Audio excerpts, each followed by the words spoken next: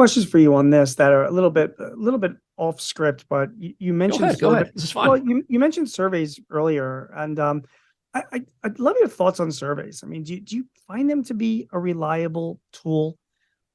Is the first part. I have more, but give me some of your thoughts on surveys. From a reliability side, with the right incentives, they can be. Now, I Okay, can tell you from a basic survey, there was one that was done a few years ago where we asked thousands of people online what color was the red ball, and 25% of people got it wrong. So that's a true story. that is a true story because you need these calibration questions because oftentimes you say, how good is this data? If we give Yeah, people a clear, unambiguous question, are they simply clicking through? But in those cases, it was a matter of incentives. They were incentivized to get through the survey, and so they did.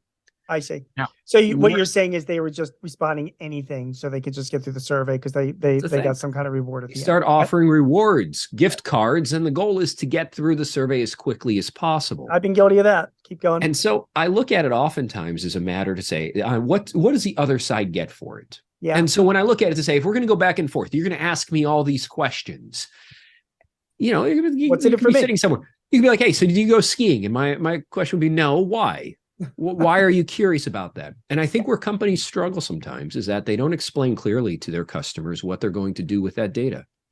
And so Mm, that's part of the conversation that drives in. And we don't have to go deep on this, but hmm there's a lot of pushback in terms of customer privacy these days because hmm companies have asked a lot, hmm but have just provided nebulous statements to say, so we can better deliver you products and hmm services. hmm If companies are explicit to say, this is what we're asking you about, and this hmm is what we're going to do with that data, hmm then you get better quality responses because consumers see it in their best interest to provide you with accurate data.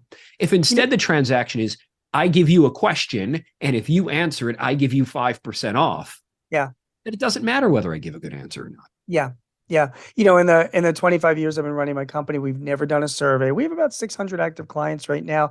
I've always been on them. I mean, they're mostly smaller companies. My point has always been that if they pay their bills, that's all the survey I need. You know, They're happy. because for my clients, if they're not happy, I'll know that right away because they'll be open invoices. You know what I mean? So I think to myself, like, why even go through the effort of gathering that data? Because I don't think it's going to teach me a lot.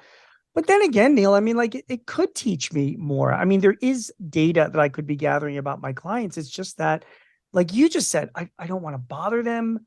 I'm not a survey guy myself. I don't like it when people survey, me. And I just don't know I guess there's always going to be a percentage of people that will happily fill out a survey. There will be a percentage of people that just were never going to do it. That's me. And then it's trying to entice that people in between, in the middle to give honest answers.